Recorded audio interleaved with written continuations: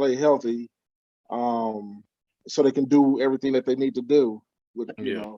this is actually his first spring being at full strength and Mm. just being able to do everything, not on the vice. I talked to the trainer the other day. He's like, when I was at practice, he said, man, he said, it's good not to see Marcus in my room, I'm like, it's good for us too, Right. It's Yeah. stressful. It's stressful for the players. It's stressful for the parents, because after that Achilles injury, I thought, man, this might be it right here. I don't know if he can come back from that. Being able to be explosive and Yeah. to play at this level. So yeah, that's huge. This has been a big spring for him, and they said he's crushing it. So I'm happy about that, and really happy what I've heard so far from the coaches. So that's going really good so far. Yeah, it's I'm pretty excited to see him, man. He's a big man, and he's real long. He's pretty long for how big he is. So Yeah, it's gonna be nice for sure. yeah. Uh That was one of the reasons they wanted them to play offensive tackle. oh yeah, That was nice. that was a Lincoln Riley, Bill Bedenbaugh. Uh, they had been trying to recruit him for about a year to the Okay. offensive line. Yeah, because they had did some stuff last spring. They was gonna do some goal line stuff with him on the offensive side of the ball, and Okay. Lincoln called me and they was like, man, he did outstanding. It's like he didn't even know he had even worked on that side of the ball. And Nice. yeah, so then when he called me last summer, Lincoln, he said, I always told you I'll be honest with you, so I'm being honest. He said, we really think Marcus has an elite skill set for offensive tackle, and they said, we really think, and I said, well, why do you say that? And he said, well, he's smart, he's strong, he's athletic, and his length is off the charts. It really is. And he said he's just really smart. He can pick up on things, and they say we would never make a move. He said, they said it's up to him if he wants to move or not, and he can just try it out and go back to defense if he wants to, or And I said, okay. I said, well, whatever he wants to do, I'm going to support it. I Hmm. said it doesn't matter to me as long as he's happy. And I said, but I want to talk to Bedenbaugh first. So 5 minutes later, Coach B called me and I asked him what if he felt the same way Lincoln felt, and he said definitely. And he said if I would have saw him in high school, I would have recruited him to the offensive line. He said I didn't Nice. see him in high school, but if I would have saw him, I would have recruited him.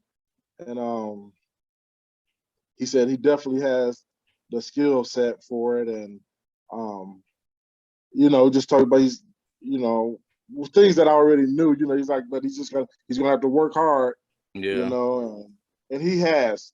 That's the one thing I'm like, it hasn't even been a full year yet at the position, and he's had to learn two new offenses. He had to learn technique. To Yep. it's the fundamentals. It's different coming from you always played that position Yep. to you have to learn everything. you Yep. know. So I was really when I saw him a couple of weeks ago when I went down for practice, I was really impressed. I was like, oh my God.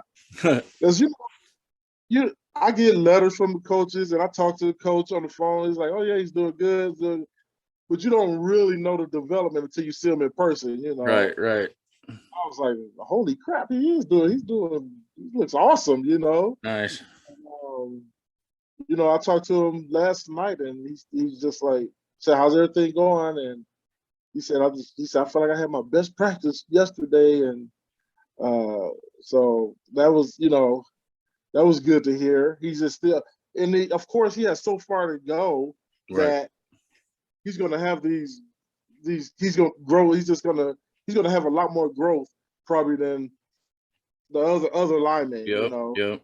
For sure. you got like Morris, who was a starter at Tennessee. These guys that transfer in, well, they got the experience. They Hmm.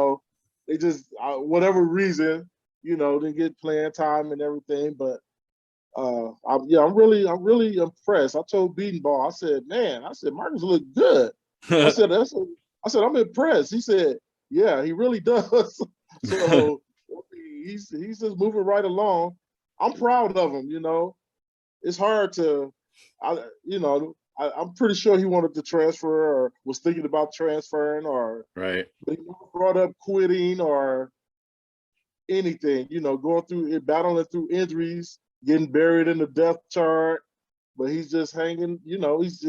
And I mean, I talked to Coach Smitty. Every coach I talked to, Venable, Smitty, the old coaching regime, trainers, everybody, the dietitian, they all say the same thing. They's like Marcus does everything you ask him to do. They's like he's a star. They say he does everything, and I just have not gotten one bad thing on and off the field. About how he's representing himself at OU. So I'm really proud of him. It hasn't reflected on the field for the fan. We haven't seen him Right. play a lot, but it's coming. It's coming, and I'm glad. I'm proud of him for persevering and being patient and just grinding every day, doing what he needs to do. The easy way out would be to transfer and go somewhere. Which Yeah. I ain't got nothing against kids that do that. I'm just like, man, don't run at the first sign of adversity. I'm just proud of my kid for sticking in there and just hanging in there. Yeah. That's also a testament to you as well, sir. Being like the main male figure in his life and showing him, you got to get up every day. You got to do what you say you're gonna do, and just like you said, grind it out every day, man. And so that's a big ups to you, sir. There's too many fathers out there today that run, like you said, run at the first sign of adversity, and they leave the kid for whoever to take care of, and it's a sad deal. But so did you play some ball? Were you a ball player in school, in high school or college? Yeah, I played ball in high school in Detroit, Michigan, and then Damn. I played some small college ball at NAIA, Ottawa University in Kansas. That's what brought me to Kansas. Okay. Ran track and played some football. I know I don't look like much of a runner, but I did. I was a thrower and a runner. Nice, man. I was actually pretty fast back then and a Nice. little slimmer. I say you could probably get out there and line up right now, I could line up. I probably can't do huh? Yeah, For sure, man. For sure. yeah. I learned that a few years ago working out with Marcus, and we've always trained together. Take him out on Saturday mornings or after we all just go find a park or a track or a field, empty field, and just go work on technique and stuff.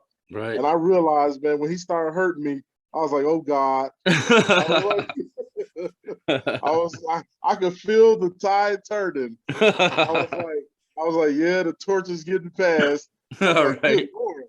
I was like, I gotta find somebody to work with this boy. I'm like, I can't hang no more. Yeah, Nice.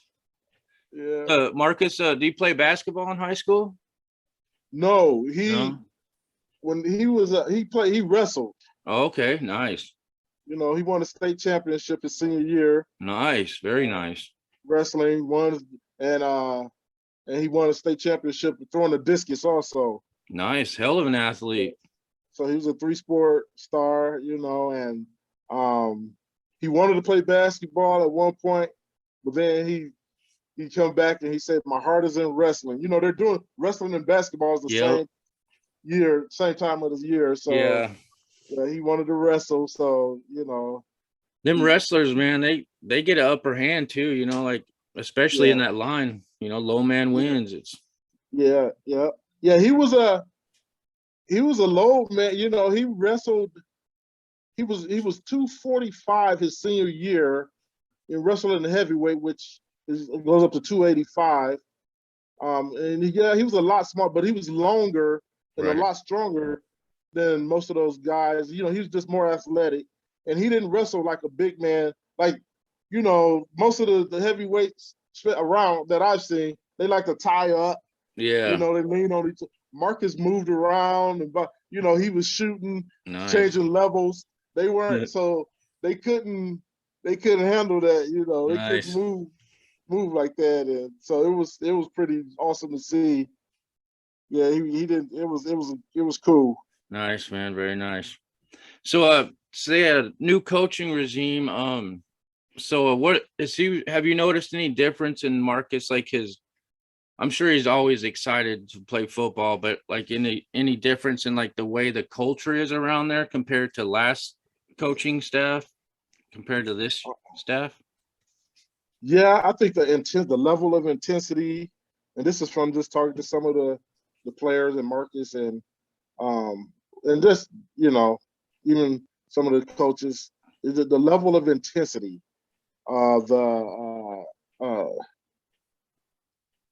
the always doing, you know, want to do things the right way. And I'm not saying the old regime didn't want to do things Right, the right right, way. It's just a different way. right. And this, uh, uh, like little things like the tie, want to wear the tie, the suit and tie, Yeah, you know, yeah. the soul program, you know, really attacking the off-field things, you know, and developing more than just a football player, but really that I think the biggest culture change football wise is just the the the intensity, man. It is. They had me so fired up at practice. I did want to line up. I was like, woo-wee.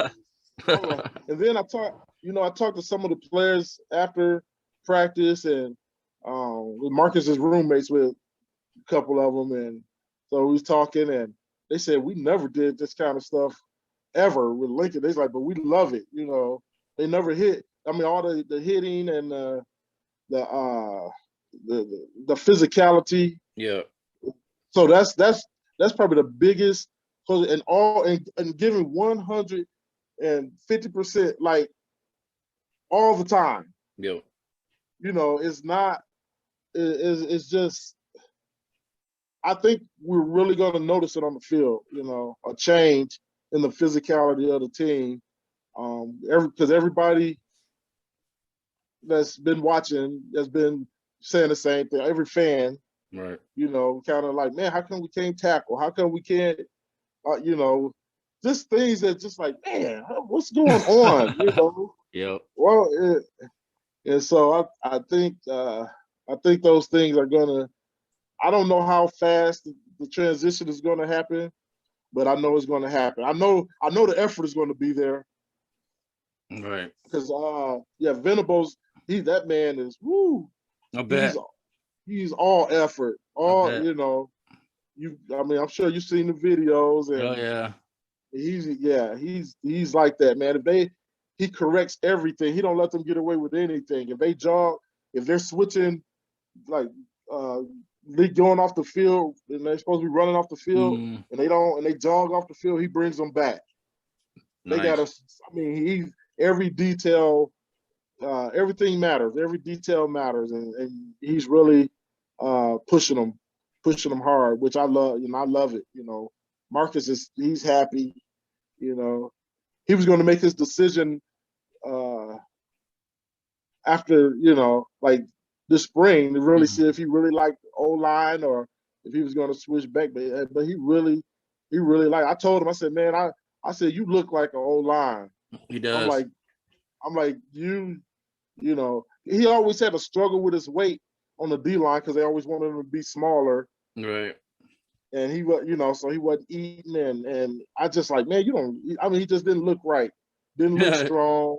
Right. You know, he didn't look strong. And I was like, this is something that's not. I'm like, this is a D1. This is Oklahoma, Yeah. and I'm like, but I was like, he just don't look right, you know.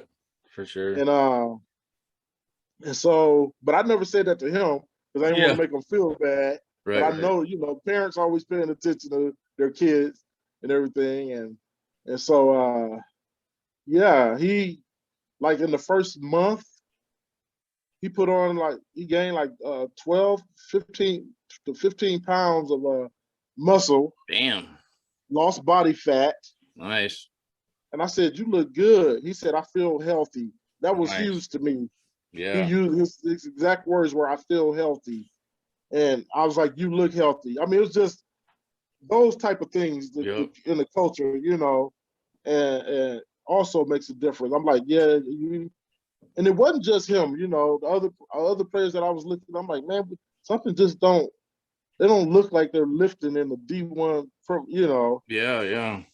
and so they look good now, man. Look, I mean, he's strong, he's big, fat, and so that's what's important to me, being happy and healthy and uh Yeah. It'll do wonders for your mind too. Like if you can, that positive self-talk, man, it's yeah, positive. It's huge, huge, huge. yeah. And Yeah, I was talking to Caleb Kelly, about how I was like, how's Marcus doing off the field and the soul priest? Oh, he's doing good, and uh, he said that man, he said his injury. He said I told him because I always tell Marcus to talk to him because he's dealing with injuries all the time, and I know it could get to you when you oh can't do what yeah. you want to do. He said, "Oh yeah," he said, "and that Achilles injury," he said, "that's worse than the ACL. What I had to deal with," and Hmm. he said we'd be training at the same time. He said, but he's always had a smile on his face, and just I talk to everybody about my son. The Hell other yeah. players, hey, I'm like, if I see one of his roommates, how's Marcus doing?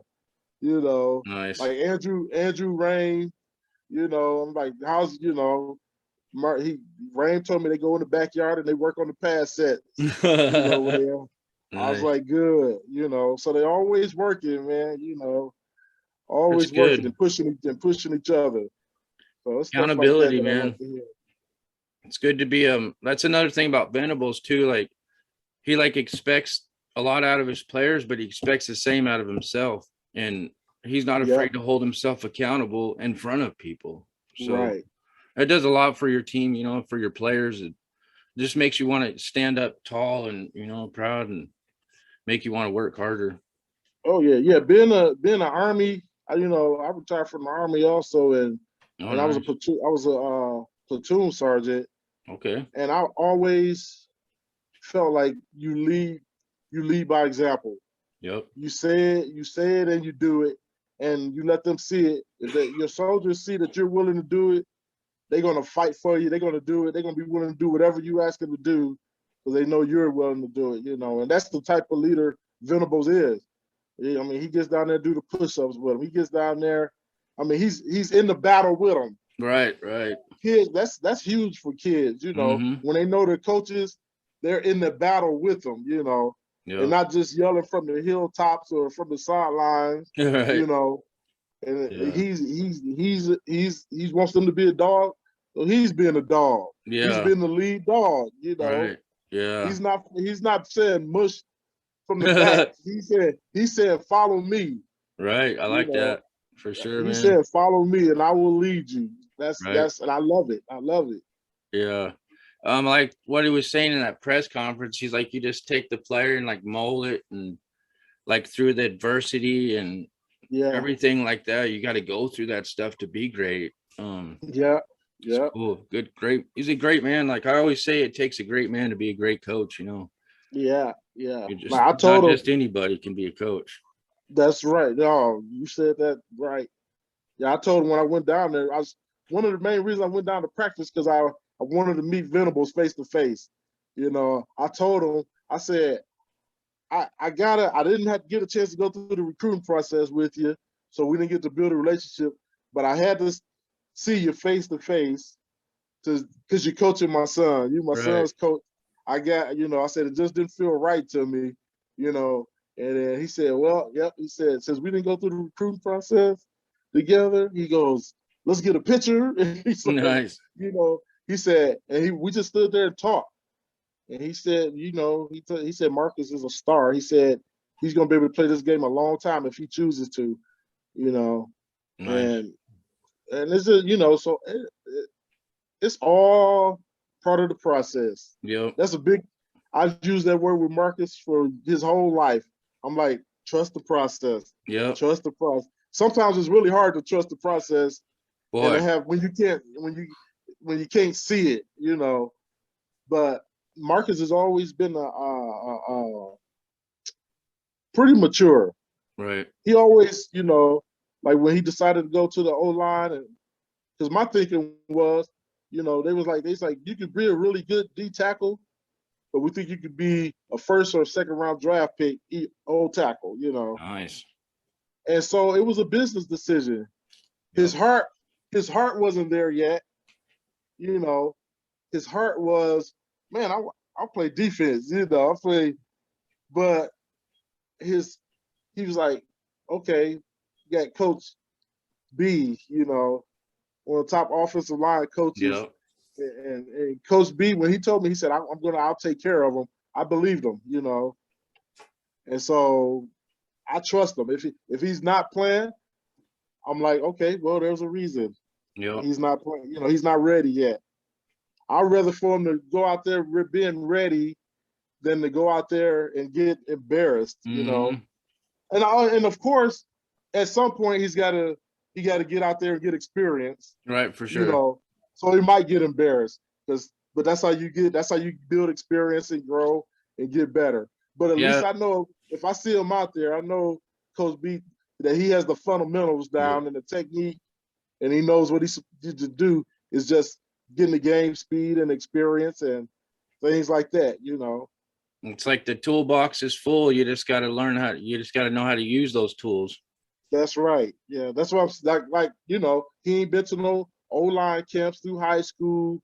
He ain't been coached by no O line. You know, it's. Mm-hmm. I mean, and it hasn't been. I keep on reminding myself. I'm like, it has not been a year yet.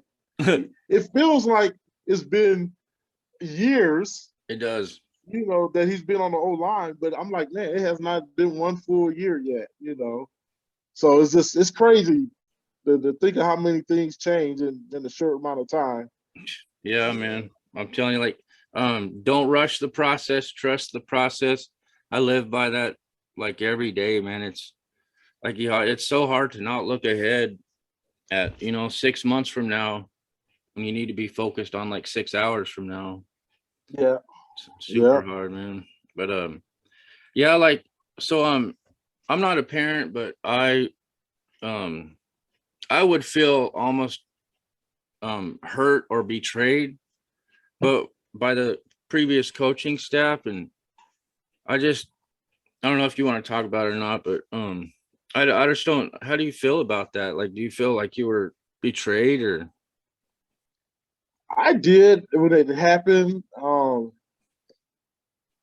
I was mad, For sure. like For sure. you know, and I guess I was probably mostly. I don't know if I was mad for. I guess part of me was just thinking, like they didn't owe me anything. Lincoln didn't owe me anything, but I felt like he owed the kids something, you Yeah. know, more at least because I was thinking, what would 24 hours have mattered if he would have took Exactly. that day and to talk to the kids and share and let them know what was going on, and then left the next day Right. instead of so that I felt like the kids deserve more, you know, and that's why I try to get people to see. It's like, well, these coaches they can do what they want to do. I'm like, yeah, he can, and he did. I said, but when you sit in the kids' living room, you Yep. know, start recruiting them when they're 15 and 16, and they believe in you, and Mm-hmm. you know, they depend on. I mean, you really you become like family to them, and so Yep. when it's just gone, just like that, they're still kids, Mm-hmm. you know. Even though they're 18, 19, and 20 now, but that's their kids, Oh you yeah, know. for sure. And just to I don't know. I just felt like it could have been done a lot better, like everybody else feels like. And I think Sooner Nation wouldn't be. I think everybody would have understood Oh because yeah. we know coaches leave and things. But it was like if he'd have just, I think just up front, just say, you know, I just can't pass on. I got a situation, you know, just the best thing for my family. And because when I started seeing it on Twitter, I text Marcus to ask him, and he was like, when they had a meeting, they thought the meeting was just about the bowl game, you know. And he said before they found out, before they saw Lincoln Riley, they sitting there waiting on the meeting to start. They started seeing Twitter. Huh. They Wow. started seeing on Twitter that he was leaving, you know. And so it was just, you know, and I know Marcus is not an emotional kid. He don't show a lot of emotion. He's just always kind of even killed. Right. And even though, you know, he wasn't saying he was mad and all that, and but I could tell it bothered him. You know, he was upset by it, and so. But Marcus is a soul, you know, and just like I'm sure, like most of those kids, because we kept, a lot of kids transferred out. A few, I won't say a lot, but a few Yeah. transferred out. But man, most of those kids stayed, and they're soldiers, and you know, it's like, hey, the band must keep playing, you know, Right. must play on. Right. And we, you know, we didn't know who was going to be the head coach. I kept talking to coach. The thing that was bothering me mostly, I was like, man, Marcus just made this switch to O-line. Right. The next coach come in may not feel that way, you know, or if a different O-line coach comes in, you know, it's just that he'll lose that continuity. Yep. Yep. And so Sure. Coach B was like, I don't know. He didn't know what was going to happen with him. He was stressing out, you know. And he was like, we found out, you know, the coaches found out when the kids found out, so they didn't even know. That's And wild. he said, I want to stay, but I know, he said, I just don't know. And I said, I totally understand that, because you don't know what whoever the head coach is going to be, what they're going to want. And, you know, and Marcus, that's what Marcus was thinking. He's like, I only want to play O-line for Coach B, nobody else, you know. He said if he leaves, then, you know, he kind of brought up transferring, and I said, no, and I said, just wait, see what happens, you know, see who they bring in, and let's just let this all smooth out a little bit before, you know, don't make no drastic decisions right For now. sure. Which, you know, if I was in his shoes, I probably would have been thinking the same thing. And I was kind of thinking, I'm like, man, maybe we should transfer. But I was like, man, I'm a very loyal person, you know. Oh yeah. And I didn't feel like Marcus owed any. I feel like he did everything he was supposed to do. And I would, you know, if he wanted to transfer, I was like, I'm behind you. I said, but think it through. Make sure, you know, don't just make a impulse decision. Right. Right. And he didn't, you know. I said, at least wait until you get your degree. For sure. You know, it's like, Well, so you know, it is starting to be a business now, like you said earlier, with the NIL stuff, like the line between amateurism and professional it's gone. yeah, Like oh yeah, people got to start getting used to kids being out of school for 2 years and then going off over yeah, here and yeah, signing the huge deals. And I mean, it's yeah, great. I'm glad for him. But also at the same time, I think the NCAA needs to step in and offer some kind of like financial literacy classes, you know, or something like that. Like, mm-hmm. give me 50 G's at 18 years old. You know, like Yeah, I don't know. There need to be some kind of guidance there, I think. yeah. But I'm sure I it'll think, get all figured out. yeah, I think each school, like OU football, you know, they have financial literacy classes, Nice. but I think each school um should, if they're participating in the NIL, then they should be the ones. I think the NCAA should probably cap some of that stuff. You know, like, Oh yeah. I don't know. I'm kind of, I go back and forth all the time. You know, with the NIL stuff. I think because I always thought it was good that they should get something. Right, You right. know, because they don't have time. They can't go out and make extra money, and you know, the money they get some money from the school, but I mean, it ain't, you That know, they're stipend putting ain't very much at all, it's man. not, yeah, it's really, for what they're putting their bodies through, I mean, these kids, I mean, they're busy from, I mean, literally, they're at the gym, they're at the field house 6 o'clock in the morning, 6:30 in the morning, Yeah. you know, and they're going all day long, and I'm like, yeah, they deserve some because my thinking comes a lot from my own personal experience.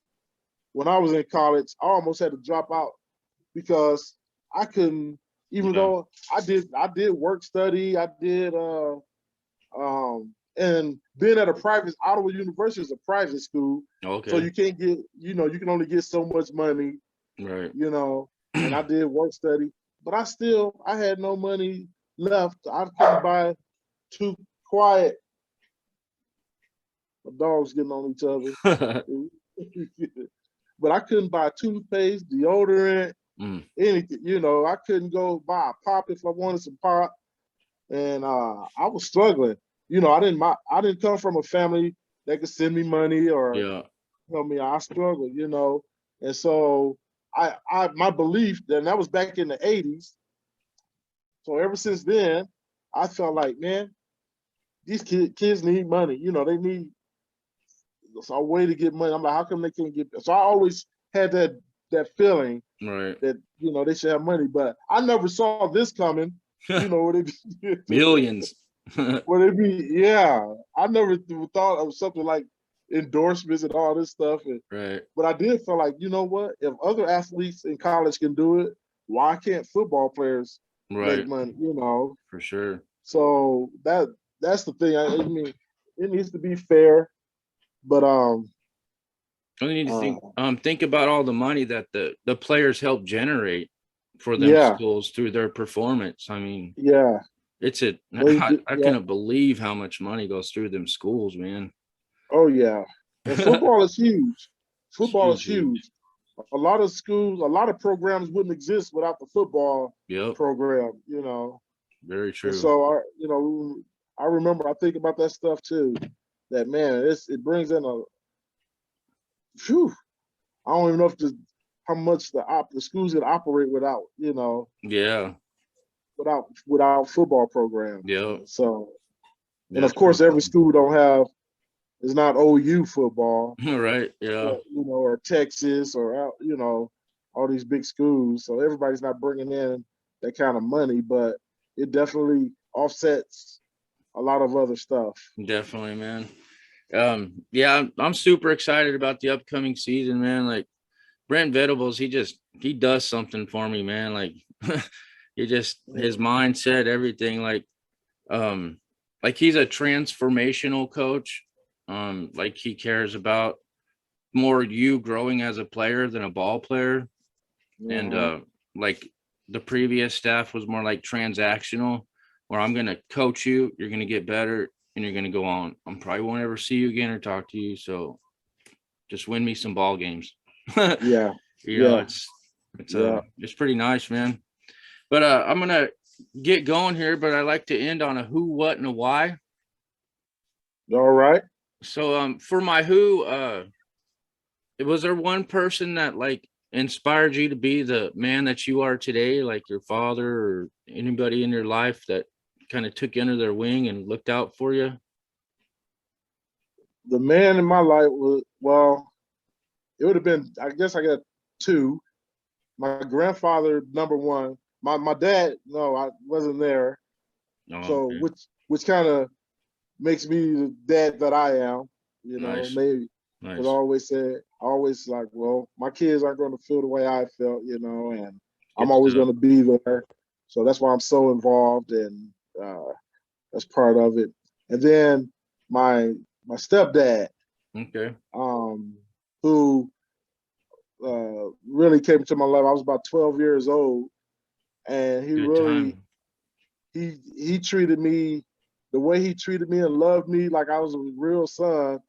That really helped me through my teenage years, and it allowed me to see, okay, just because you're a stepdad, you can still love kids. So that really, and I didn't realize it, but when I was in college, I felt a lot of bitterness because my dad wasn't around, Mm-hmm. because I look in the stand, I never had anybody at the football games sometimes you just wanted your dad, the Yeah. real, I'm like, man, my dad don't even know how good I am, Right, for sure. And so it was things would pop in my head and I would just I was kind of angry about that. But it was my grandfather and my stepdad, the love they showed. My grandfather was like my best friend, Nice. And then my stepdad, Frank, when I got upset about things, he'd be like, let's go for a ride. And he would just talk to me, Nice, man. and he helped me to process things, and to grow into being a man and to think, just things that you just need somebody there to listen to you and give you advice for. So those two were really there, Especially at 12 years old, man. That's a good age for a male figure to step in, and because that's like pretty, like 12 years old is about the line where it's either you're going this way or you're going this way, So Yeah. very good. So and for the what, let's say theoretically, you can only get one album to listen to for the rest of your life. What's it gonna be? One album. One album. Oh man, it's gonna probably have to be something by the Temptations. Oh, nice, nice. Yeah. If I only Nice. get one to listen to for over and over, I'm going with the Temptations. Nice. I had Chris Campbell on yesterday or 2 days ago, and he went with Earth, Wind, and Fire. That's pretty good. See, that's yeah. I was thinking Earth, Wind, and Fire, Temptation. It's yeah. I'll have to That's a make a tough one. mix CD, huh? Yeah, yeah. I was like, yeah, I'm like OJ. I like all kinds of music, but if I'm only gonna get one pick, it's gonna be in Heck yeah. that flow right there. Yeah, I'd have to go with Warren G Funk era. That was the first album I ever bought as a kid, man, and Yeah. put that in a CD player, put on repeat, and go to bed. Oh yeah, there you go. For sure. And so for the why the University of Oklahoma? Um, well, that would be Marcus. Right, right. That was all him. Because honestly, Oklahoma was not my first pick. Okay. I have not been shy about that, and it wasn't the school or the fans or anything like that. It was the defensive scheme at the time. I just like I don't see the fit here, and I don't understand what they're doing. And I'm like, I just can't see it. It was horrible. It was, I mean, It was. I really, on a personal level, like Mike Stoops, I really like him, but when we would come to the games throughout the recruiting process, I would always ask, I'm like, what is the D line doing? I'm gonna understand what they're doing. So I would ask them after every game, like, what's the D line? Like, why do they do this and why do they do that? And I didn't like the answers I would get, like, and then I would ask Coach Thibodeau the same question. Like, why's Yeah. the D line doing? And he would say, well, we don't teach them that. They're just doing it on their own. I'm like, what? I'm like, well, okay. No, I was like, and I would just be sitting in the stands, and I'm like, Marcus, you want to play for this defense? I'm like, and so it definitely that I was looking at it from that standpoint Right. that the fit, I just didn't see the fit. I didn't know. I'm like, where would you play? Like, I don't even know what position you would play on this D line, because I didn't understand what they were doing, And but I think but every visit, I will say, I think it was the Lincoln Riley factor that no matter what people say about Lincoln Riley, the man can recruit. Right, right. He can get on a level with those kids. They were always between him, Stoops, and Thibodeau. They were always either flying or driving up here to Wichita to see Marcus. Nice. I mean, they just built a great relationship with him.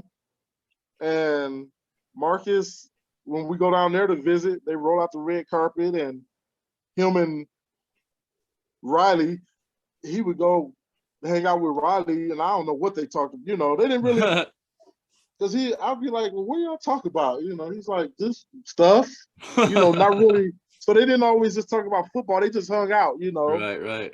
And so Riley just knew how to relate to these kids. And I really think that's, they Yeah. talk about what shoes, I guess, shoes and video games, stuff that kids talk about, Right. school, family, but they didn't always talk about football. And so I was like, Riley really, that's why he's a good recruiter. Yeah. He really knows how to relate to the kids of of today. I Yeah, mean, not too big on the he looks like one of them. he does. But He I does look knew, like an 18-year-old frat boy. yeah, like from a player standpoint, I know exactly why Marcus picked OU. He felt special. Even Riley said, "Okay, now once you come to OU, once you sign, this goes away." And I was like, that's what I've been telling them. I'm like, you ain't gonna get no red carpet once you commit, and all that stuff. Yep. And Marcus was like, I know, but I mean, because it was schools, Michigan, Ohio State, Notre Dame. Nice.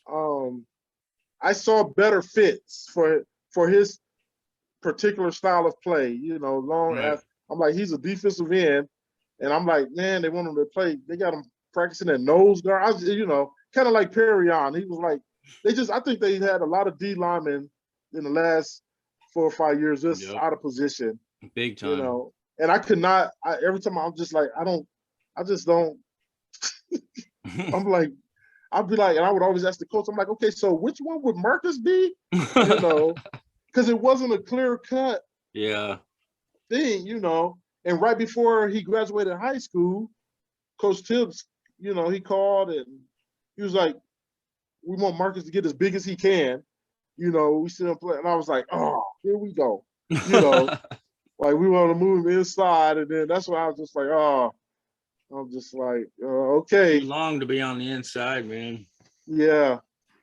For sure. Yeah. So I was like, man, he's a defensive end.